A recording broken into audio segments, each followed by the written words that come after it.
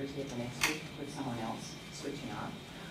I don't know if that's a possibility or not, but I was just thinking it works so well for me because I can pick my day, know that Monday's my day, and my rest of my week is free, so I can visit the seniors at the senior center. I can have an afternoon Bible study. I can take a spontaneous road trip to see the fall colors, make my appointments on the other days, and still always be there for them on Monday. So just a thought for you to think about. Thanks. Thank you, Rosie. Any other public comment? State your name. Hi Blake, my name is Darren Mell, and I'm a father and a neighbor in this community. I have children, and I want to thank you for putting a really kind and thoughtful policy forward with the gender identity statements. And I want to talk about what the struggle is here with that policy. It's really about dignity of individuals and what human flourishing is.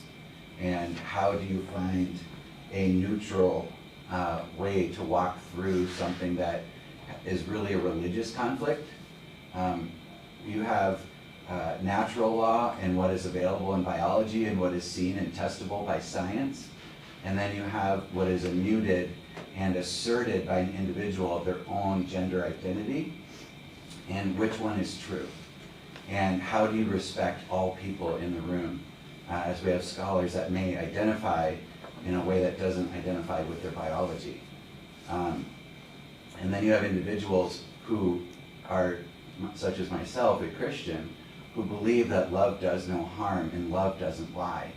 And love doesn't affirm something that is unbecoming of an individual.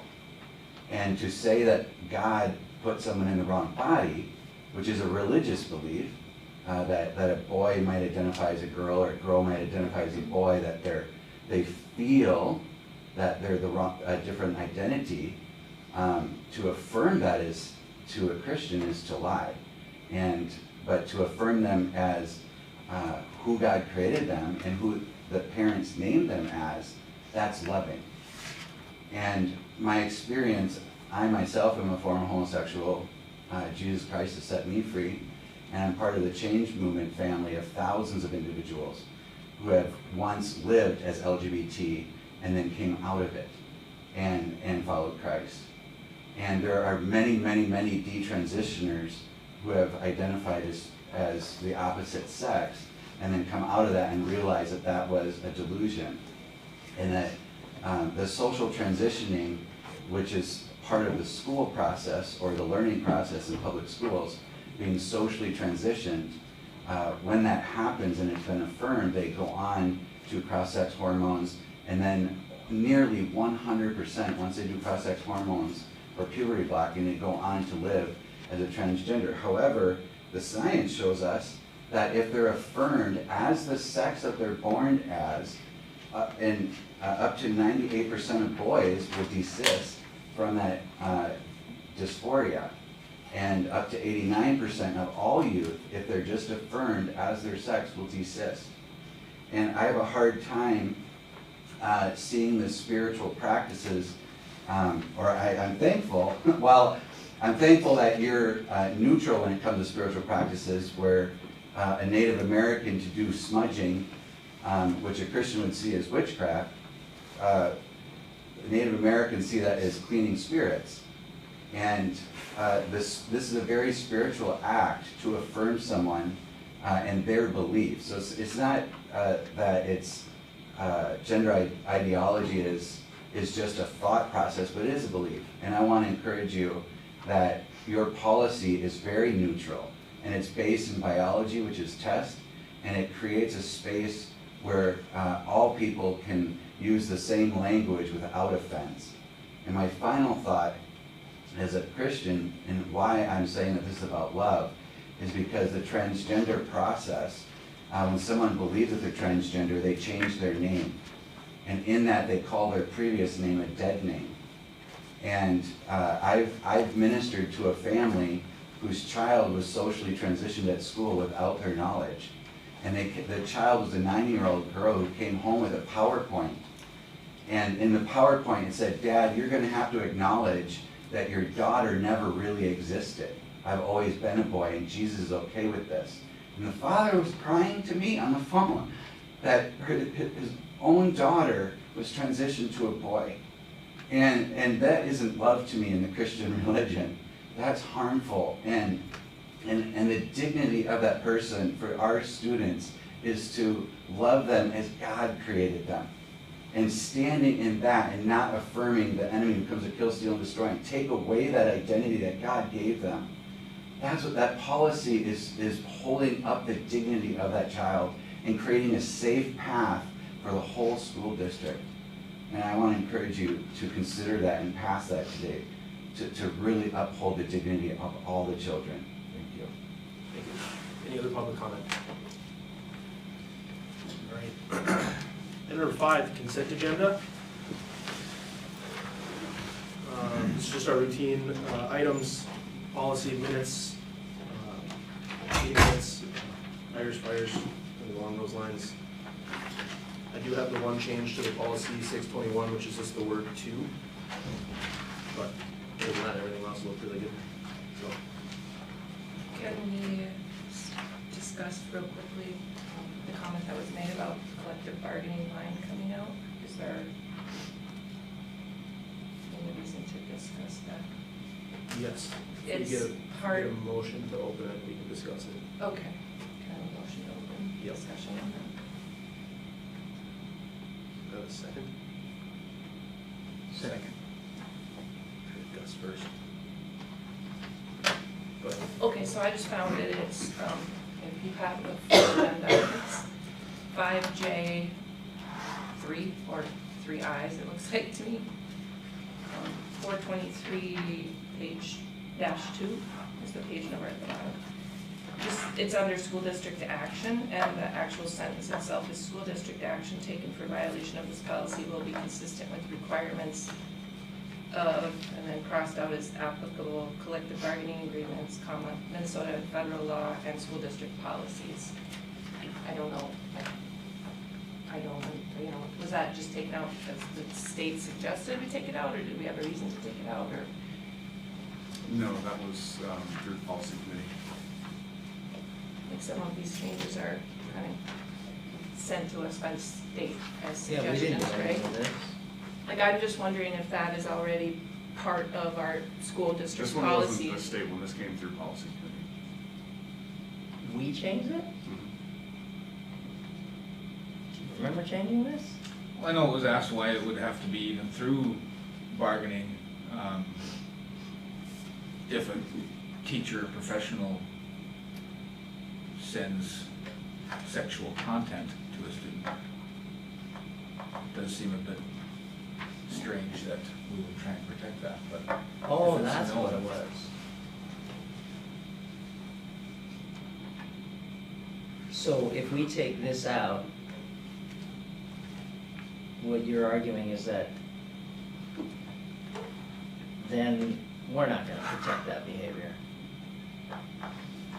No, but it's collective bargaining, talk about the union, is that correct? Yes, Union that's correct. representation for such an employee, so can we even legally take that out if we have union employees in that building? Or does this one need to go back and run through legal counsel, or what? I mean, I don't know, I drew a little pause when I read it, just knowing that, I mean, most of the agreements, I think all the agreements have similar language in this, like what our actions are if something happens, termination, suspension, whatever else. So I mean, the agreements are essentially saying the same thing, so leaving it in there isn't necessarily saying that we're not gonna do anything. But it also gives them the ability to file a grievance if they feel something's wrong, which is part of their union rights. Well, they would do that anyway, even if we took it out. Correct, but then they could say that we're, discriminating because we took it out. yeah, I don't If know. it's gonna happen anyway, then why would we take it out? It's part of the rights of union member, I believe, like. Well, just not to protect the behavior, I guess. I'm fine with, I mean, we would still. fine with either, We would have but our same stance. as It's long as just, the- we yeah. would have one less battle to fight. We wouldn't have to fight that we had discriminated against a union member. We would just start square with union representation and what the employee, said employee was accused or, you know, the reason for discipline or further action. Yeah, I mean, I just think it's kind of basic language that legally we're probably better off to leave in there than to take out, but. yeah, you're right, it's basic language, but at the same time, it's also basic to not send new videos to students. So, that's my thing is, as long as this policy is ensuring it's black and white, you send it, you're not here, right? Yeah. That's it. I liked the addition at the beginning, Yeah. the change on the first portion. I just had a little pause on that portion, just thinking of the potential backlash. I missed that. So I would make a motion to, can I make the addition to leave it in there? Or how do we do that? Or does that have to go back and come back next month? I don't think so. Shouldn't, Not if it's agreed upon at this body. no. So, but before we do that, I know that we wanted to have some conversations around some personnel items on here. And to do that, we need to go into a closed session, so I'll make a motion to move to a closed session for a brief minute to discuss some personnel issues with the routine personnel items. Second. Marcus. All those in favor of moving to a closed meeting, please say aye. Aye. Opposed? Any discussion on any of those again? All those in favor, please say aye. Aye. Opposed? Motion carries. Number 6, action items. First action item, approve resolution accepting donations. Dr. Yates will go through the donations.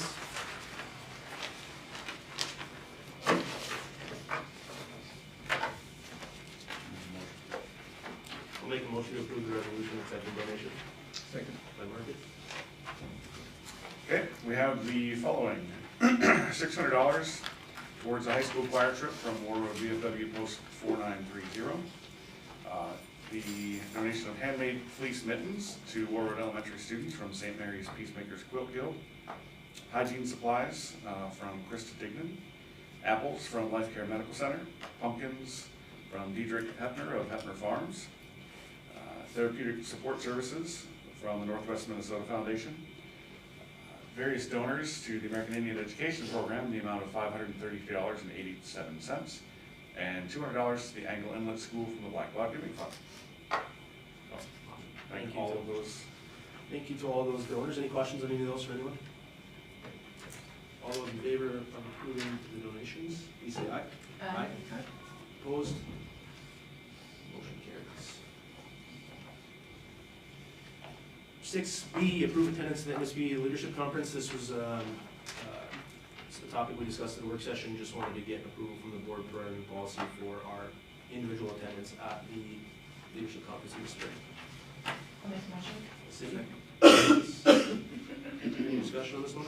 When do we have to know? I was gonna say, give us the So, deadline for the email, please. The hotel block opens up to Thursday, this week. So it'd be really helpful to know if you're thinking. Now, she can cancel reservations if we know in advance, but the sooner, if you have an inkling that you may, I have an inkling.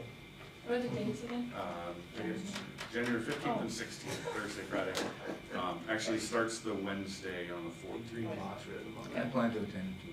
So we go down on the 14th. That Wednesday, correct. Yep. I do believe they have some additional sessions even on Tuesday, but typically we go down on Wednesday. And they did move the award banquet from Thursday afternoon, like at noon, to Wednesday evening, and have some additional time Wednesday night. They're trying to get more people to relate with one another Wednesday evening as well. So Trying to throw a party. there you go. Doing pianos. Okay. Any other questions on that? All those in favor, please say aye. Aye. So did I, just so I know, I heard 2? 4. Gus said, he just says it really quiet. No, I mean for people that are Oh, 2 going. for. Yeah, I want to go. I'll just Two with an see if I inkling. can go. I have no idea what my schedule is. Okay. All right. Item number six C, approve designation to school board members to the exit interview committee. This is another item from our work session agenda, just to have access to those exit interviews to kind of review and bring up to the full board if there is trends or issues that we would need to address. So, I'll make a motion. let's see. Second. Who wants to do it? I kinda do, but is it like with everybody in the district? Cause there's, you know, I feel like, Not a yeah, ton of a them. part-time bus driver, like, I don't want Everybody gets it, but not everybody completes it. everybody, not everybody gets it and everybody, completes it. Yeah. Yeah, so, cause they might not even wanna do that. Yeah. Would the school board members also be added to the list of folks they could have a face-to-face exit interview with, or is it just the written ones? I think our intention, from what I recall of the work session, is that it would be reviewing post. So once the interviews are completed, they They have take an notes. opportunity to review. So again, look for trends and things, if there's things. What if we give them the option to choose? Because some people feel more comfortable with different people than, is that? I think right now the options currently as they exist would be to do either as an anonymous survey or reported survey or face-to-face with their direct supervisor. So it already exists. It does. We just kinda wanna, We just want to observe. You just want to give Trish more support. She's the only one currently reviewing them. okay. So I'd be willing to do it, but I don't want to be the one that says she has to do it. I'm happy if you two want to do it. Who's you two? These two. Oh, yeah, I'm happy to. Okay. I mean, I'll do it. I mean, I don't mind doing it either, it's fine, Yeah. but I mean, I don't know if that's something that just then gets reassigned when we do committees, or whether we just are doing it Yeah, I think we until would- we could indefinitely, certainly- but I'll do it until you make new committees for next year, and then January. we can just maybe add that to that list. Yep. Does that sound So reasonable? that's a good idea. Brenda, Damien, any thoughts from you guys?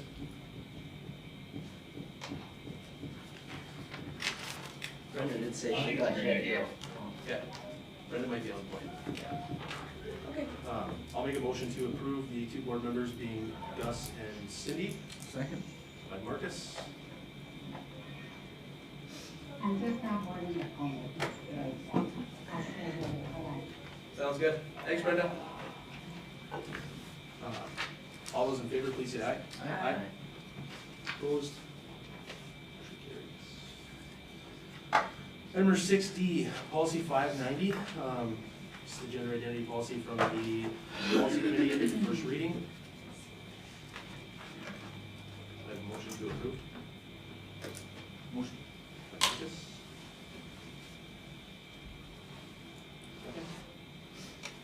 Okay. Marcus? I think we should approve it as is. Cindy? Good.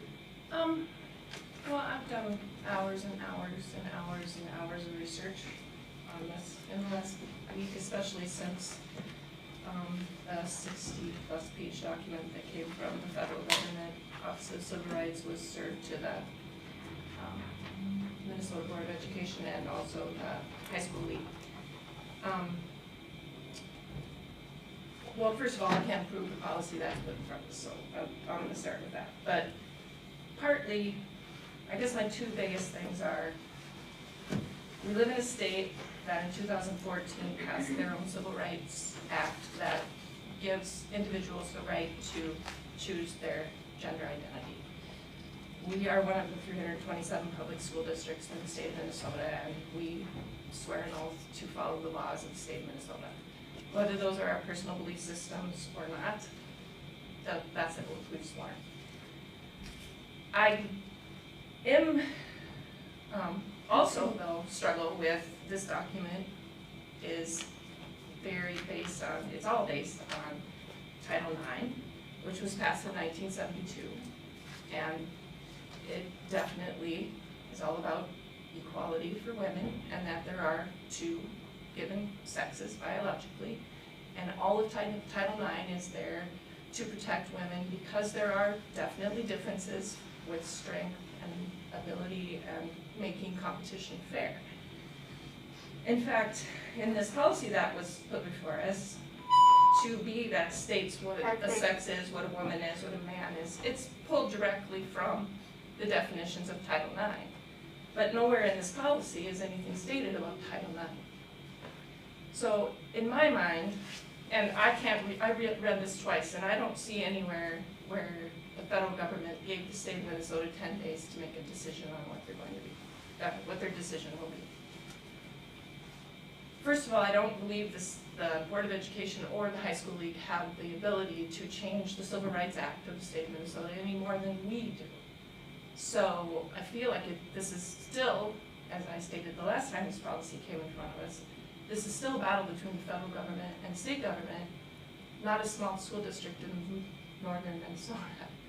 The other thing that stood out to me is in this federal policy, there are a few school districts in the state of Minnesota that have written a gender supportive or transgender supportive policy, and they are being listed in this document along with the Board of Education and the High School League as being non-compliant with the federal government.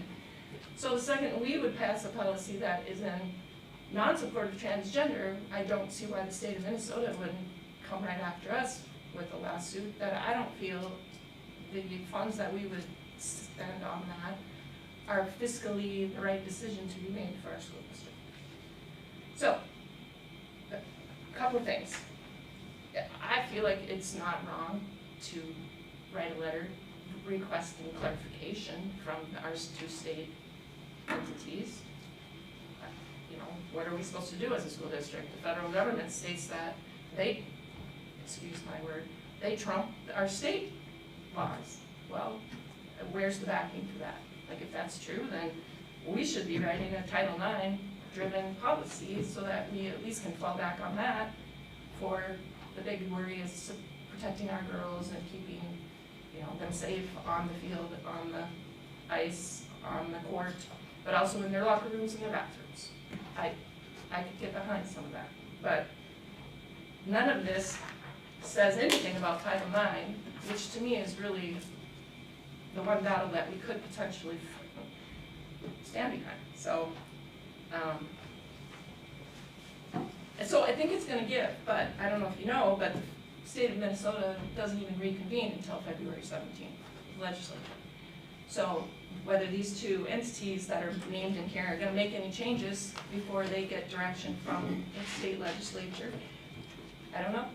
And the federal government's on strike. So, like, I just feel like it's a topic that isn't going to go away, but I can't get behind this because this is saying that our school district is putting forward a personal belief system that I don't feel falls in line with the state of Minnesota. Whether it's my personal belief system or not, it just doesn't quite fit there yet. I appreciate the clapping, but Thank you. please no comments from, thanks. A piece that I'm genuinely, I've been thinking through for weeks is putting something in place like this is really asking our staff, our students, our parents, us, our administration to break the law right now as it stands. And I personally, I think this would be great if we had a legal support, if we had legal references that we could reference to it. I just don't know the timing and the tactics of doing it now are the right move for the district, because again, we'd be asking our employee base and our students to be breaking the Minnesota Human Rights Act and the law. And I thought of an analogy, and I don't want to, I use you, I was thinking through you as an analogy just because of your position and where you're at. And I thought of this like, if I was at the board of Farmers Union, I think it's dumb that you have to be 21 to have alcohol and tobacco. The red policy says that you have to sell tobacco and alcohol at 18. That's what we're asking our staff to do, is going directly against the law. That's a good law though. Boys and girls bathrooms isn't. But It's we're not a still law. legislative body, that's the problem. Well, it's the law according to Minnesota, and we are a legislative body, and it's also the law according to the federal government. We're not a legislative body, we don't write law. Well, we write policy for this Yeah, district, we don't write law. According and to the nobody state's could tell state us Minnesota. any different. We can say anything we want, as ridiculous as we want, to write the policy of this district. So I feel Even a like charter it's, school like us has to follow Title IX. Like, there are certain laws in the state of Minnesota, a teacher a teacher gets a license, and it's given to them by the state of Minnesota. That means that they follow the governing body of the state of Minnesota. But it's like my license. There might be things there I don't like, but if I'm gonna be a dentist in the state of Minnesota, I have to follow the laws of the state of Minnesota. well, If I don't like them, I disagree. can go to Las Vegas and do something different. I know, but the Well, then laws are it's- competing in this area. And Let's- that's what I'm saying, but it isn't our job to then write a new law. It's our job It's to our teach fact. legislators' job. I guess how are It's we our any job more to wrong? teach fact. How are we Like, any more wrong it's than the crazy. state is by doing our own thing? That fits the voting district, right? Well, again, like I The said. state is out of compliance right now. I mean, we would be out of compliance too if that's what we're going Well, by. right, So who's so less wrong? nobody, I'm Right, just saying but- that those two entities have to battle it out.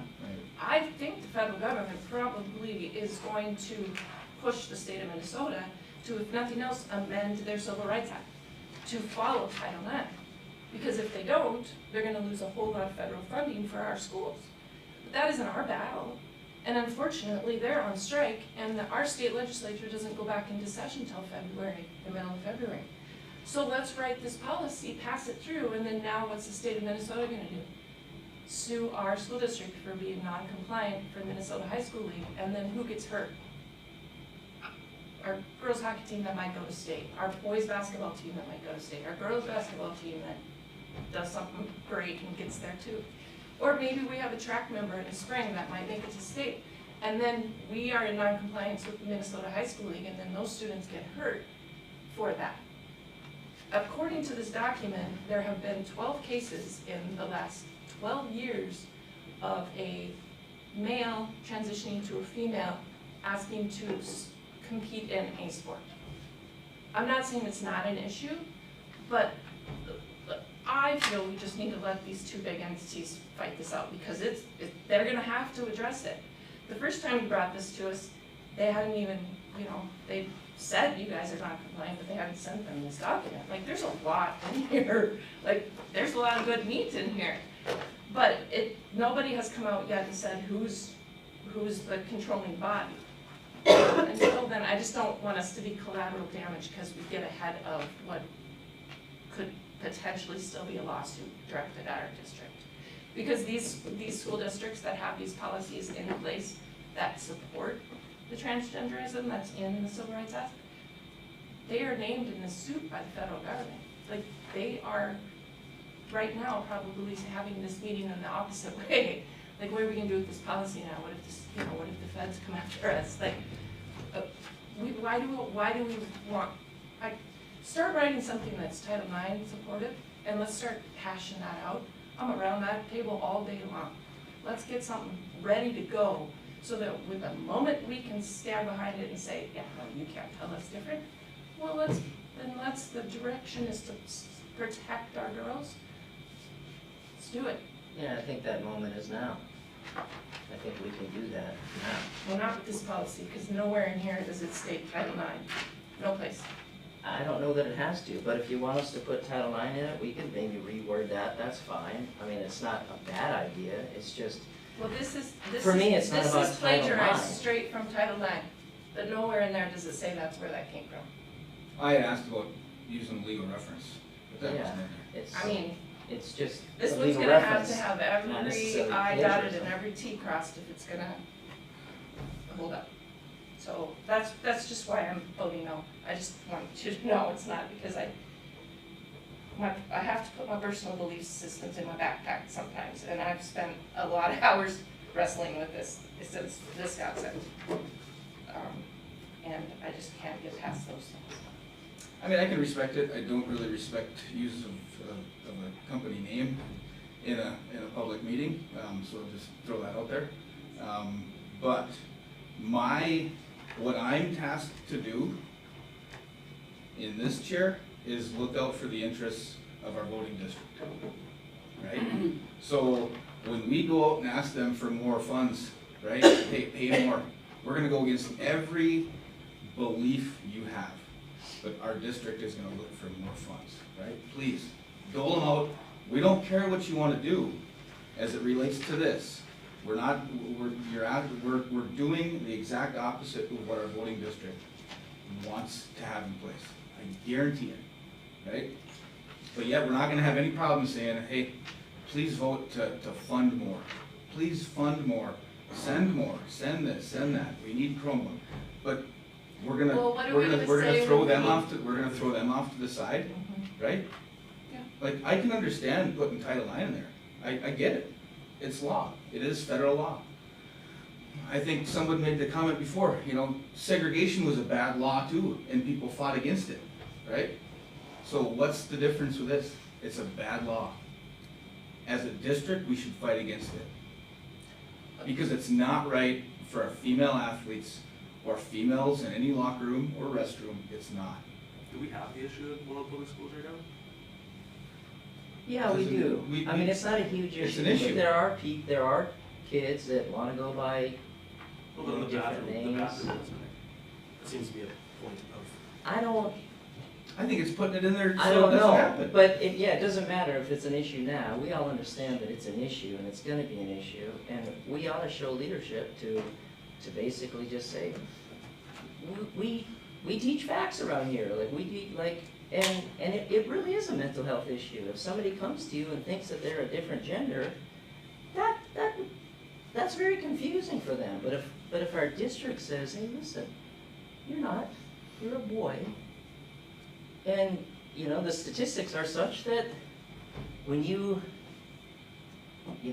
encourage somebody to believe the truth about themselves, they don't get into a mental headspace that messes with them. So I think the other side, who would be in support of trans rights, is doing a disservice to those people that are confused.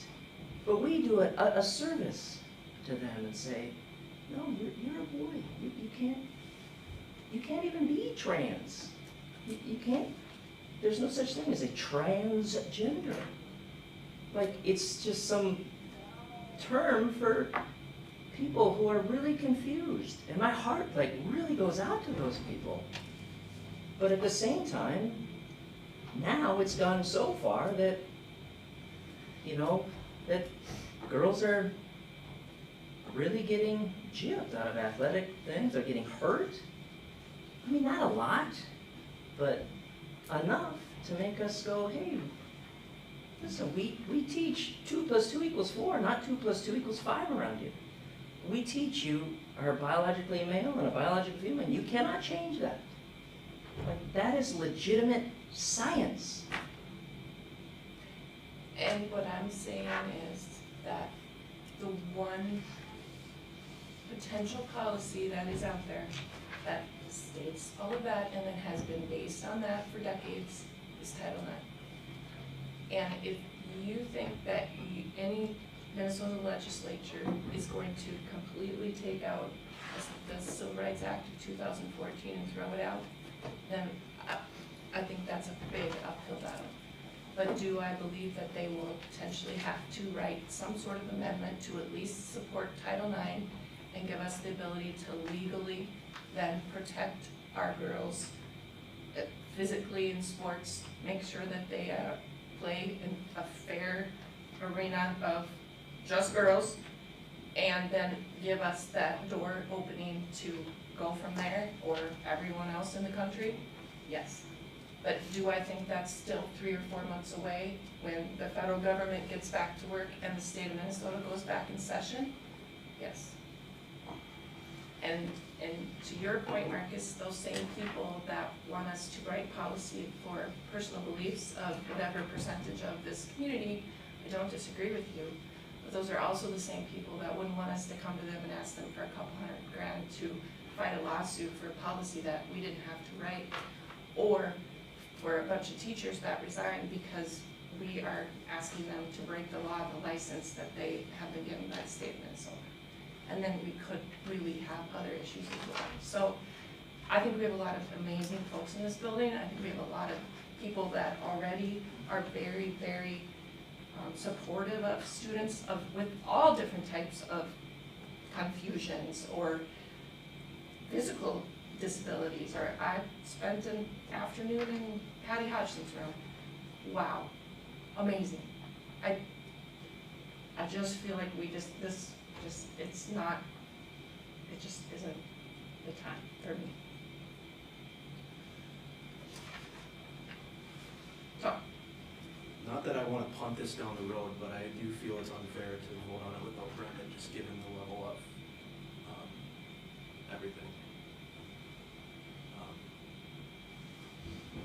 I was hopeful that she wasn't gonna be on the plane until we got to this point, but,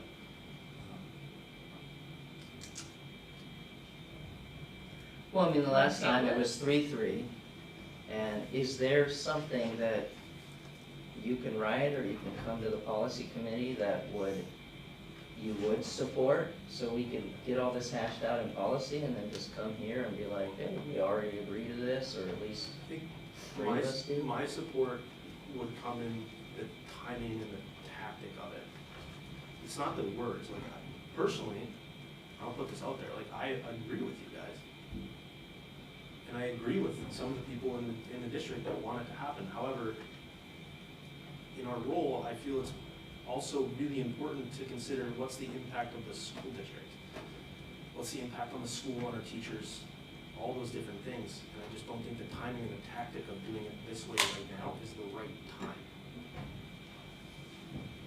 Well, I think it's exactly the And right I time. think- Because, yeah, I mean, there's no And I- wrong time to do the right thing. And this is the right thing.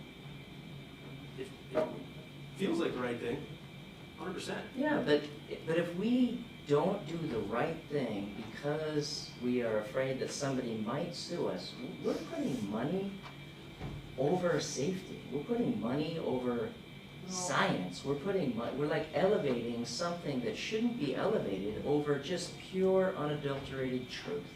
I think the other piece that I'm also leaning on is that we talk a lot about common sense and doing different things, and I have a lot of faith in our administration and our teachers to do the right thing in these situations. And if we had a situation that arises where we needed to address it on an individual basis, I think that's what we can do for the time being until we can do something on a larger scale. But I get where you guys are at, and like I said, I personally agree with you, but I'm thinking of a couple different aspects that I just can't quite get to that point yet. So I mean, we can vote on it now, or we can motion to table it till our next regular meeting or work session to talk more. I do think I truly believe that it's not, I know we have a quorum here, but I don't love the idea of moving forward on a vote without Brenda. Well, it sounds like it'd be 2-2 anyway. Well, Damien's here still. Well, where are you at, Damien?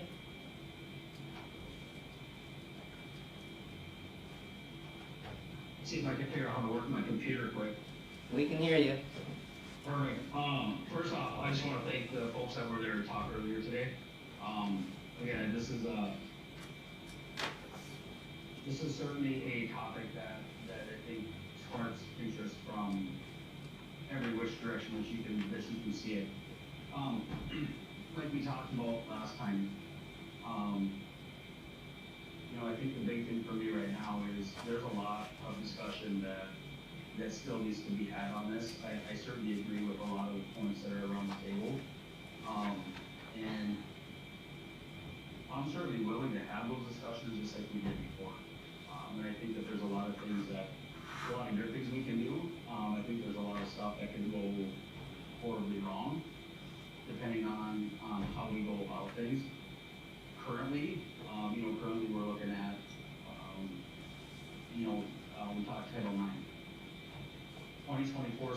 got struck down. Currently, 2020's Title IX is what's back as being law. Currently, the state of Minnesota has been sued. And if history tells us anything about the current lawsuits that are going on, the states are taking a lot of pressure from the federal government, and likely the states are backing down from that because they can't handle the loss of federal funds. Do I think that there's maybe some revisions that we can make as I read through it? For sure, and I think that it's a good idea for us to talk about that and have these policies up and ready so that we can make those protections. I'm certainly willing if people are willing to hash it out and hash out the verbiage at the next work session. I'm certainly there for that. I'm around that table. So it sounds to me we could have a work session about this, hash it out before. I would make the motion to table it until our next regular meeting, and we can put on a work session to discuss more, And then hopefully during that, we'd be able to figure out. figure out what we could get around, you know, and I second that. Okay, by Cindy.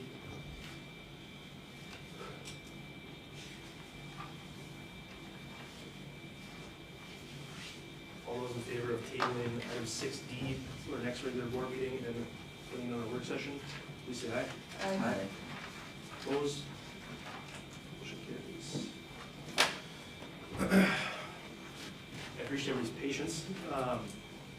Catherine, Tracy, I know we're creeping up on the 8 o'clock hour, so if you want to give your updates as fast as possible, or if you just want us to kick rocks and read them, we can too.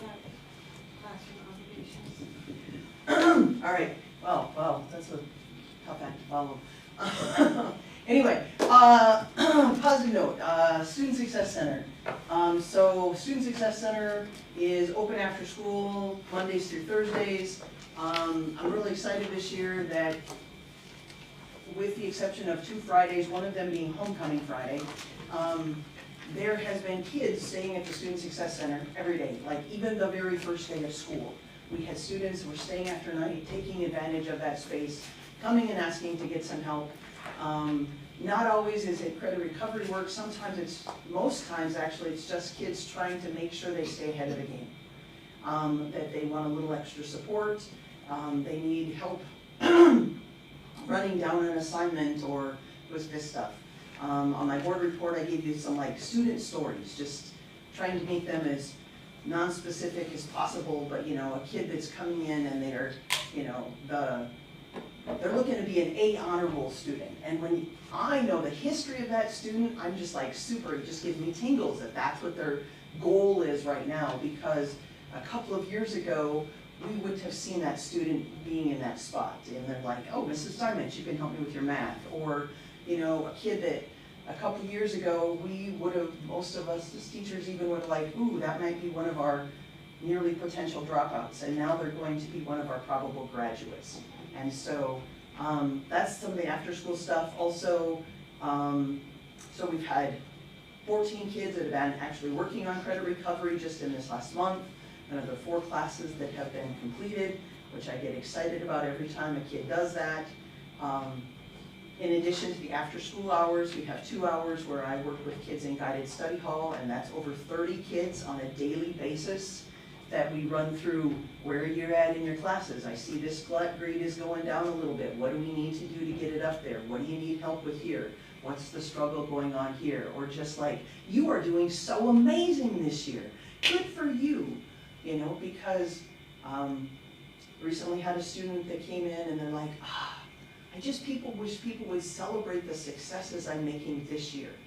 I know I'm still struggling in areas, but last year I was struggling in everything. Now I'm only struggling in half of the things. And, you know, and they want to be recognized for those gains. And so that's kind of some of the things I end up being as their cheerleader in those items, because sometimes we recognize the kids that have it all together and the kids that have gone from really, really low and are trying to get themselves on the right path. We need to support them and succeed in their successes as well. So anytime you have any other questions, come talk to me. I'd love to share stories about kids and the things that they're doing and how they're getting more successful in their personal journeys in, and I think we talk about being contributing members of the community as part of our goals. And so that can look so different from everybody. Thank you, and thanks for your report to us, very Yes. uplifting. Tracy? Hi, so in my board report, I, wanted to point out that, we're celebrating 50 years of the IDEA, which is the Individuals with Disabilities Act, which comes from a result of the decision from the Brown versus Board of Education about segregation. If not for that,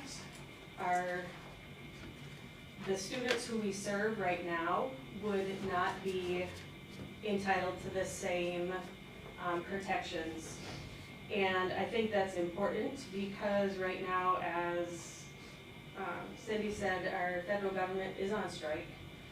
That does impact the future of special education funding, especially with what is going on in the at the federal level with the Department of Education. Right now, and with the last update that I was a part of, there's two, so OSIP is the Office of Special Education. So the money that has been appropriated for this year has been dispersed. But what has happened too is that the staff in that has been cut down to only senior staff members. And I have, according to a person that is knowledgeable, that is about, in that particular office, there are 2 senior staff members left. The impact that has is that the responsibilities that they have are to make sure that the funds are carried out appropriately, that students are receiving the instruction that they're entitled to, they are a resource for parents, all which is, and at a federal level, that's what's left. How does that impact us right now? It really doesn't, but what we are seeing is that since we ended the school year this year to where we are at, or when we ended the school year in May, compared to where we are at right now, we've had 11.3% increase in the number of students that we serve under what is considered under my umbrella. So my umbrella is special education, ADSIS, title, our EL program. We serve right now 511 total students across all of those areas. That's almost half of our student population. And without some of those federal funding things, we wouldn't have the funds to be able to deliver those services. ADSIS is state money, the stuff for title and special education, a lot of it's federal. We have mainly high school students who are served under the 504 Act, so that is a federal act as well. How that impacts our place here with the people that we have. The students, we had a net gain of around 40 kids this year. Over half of them have some sort of identified need, whether it be 504, IEP, or EL students. We currently have about 18 full-time service providers on site. That does not count the couple that we have that are full-time for speech. That does not count our related service providers for OT and PT. Right now we are down to 28 full-time paraprofessionals for all of those students. As far as evaluations per month, so an evaluation for a special education student takes, we've got 30 school days to complete it. In a breakdown of where our students, so every 3 years we have to evaluate our special education students. We have right now 223 IEPs that we serve with, there are kids being evaluated right now, and we've got about 10 in the chute waiting. That includes kids who are here that have been on our student assistance team, and a few homeschool students who we are obligated to serve as well. Every 3 years, those students have to be reevaluated. So at any given time, we have evaluations going on throughout the year to the tune of about 10 or 12 per month, except for June, July, and August. Because we don't conduct, the only evaluations we conduct are birth to 2, maybe getting towards 3 if we start a little bit early, depending upon the availability of staff. So with that number of students that we serve, you're looking at about, for the IEP students, you're looking at about 28 students per service provider, which means that that would be similar to having a class of students who are all on individual education plans, not just trying to differentiate your instruction between 30 students who are in your class. And so I just wanted to point out what the numbers that we have and what we're facing. This year we are working with the high school teachers to be more intentional about their service delivery, making sure that that time is protected and not interrupted. Remembering that special education teachers are licensed teachers, they are not just homework help providers. We are working on independence with our students because our students have a tendency to get very dependent. And part of that too is making sure that our kids have the skills that they need in order to participate in class safely and appropriately. And then the last little bit is that I have reports that our minibus is going to be sooner rather than later. So I'm excited about that. So, but that's what I have. Does anybody have any questions? I appreciate it. Thank you. Yep. Thank you both. Student council update, they took off the class. I will have Trish reach out and have them kind of text them, just to give us an update still. I think it'd be kind of cool, good practice for them too. Recognition items, congratulations extended to, you want to read these or want me to? You got it. Okay. Congratulations extended to September Warriors of the Month, Claire Ellenson, Luke Johnson, Everett Peterson, Grayson Tweeten, Kate Johnson, oh boy, Chariza Rapp, thank you, Leo Marenko, Josie Lund, Grant Linder, Alessandra Jersing, thank you, and Kyle Larson. Agreed to Comstock, the healthcare grant recipient in the amount of $3,000 for children's therapeutic support services, supplies, and training for teachers. J.P. Moas, Hunter Larson, and Andrew Mayfield for earning the Eagle Scout Award. Congratulations to all of them. Informational items, administrative reports are in your packet. Thank you to Tracy and Catherine for your guys' updates. And then last, we have board member reports. Any questions or discussion on those at APAC? Doesn't meet till next week, Okay. right? You Yep. said 28th at 5:30? Are they supposed to be? I thought it was this week, but Supposed to be tomorrow. Policy committee? It looks like you guys did a lot of policy work. Yeah, we did a lot of discussion about that. Yeah, so, Anything else you want to update on that? not that I can remember. And one of the things that was discussed was, it's not in policy, but in practice, but when we hire a new sub on the roster, we would get that notification within the board. Is that accurate, Trish? That was on your head. That was the. Where did I read that? No, it's not part of the policy. Where did I read that? I don't know either, because when you said that, like, I thought that was a different context there. I feel like I've read that somewhere recently that we're doing that.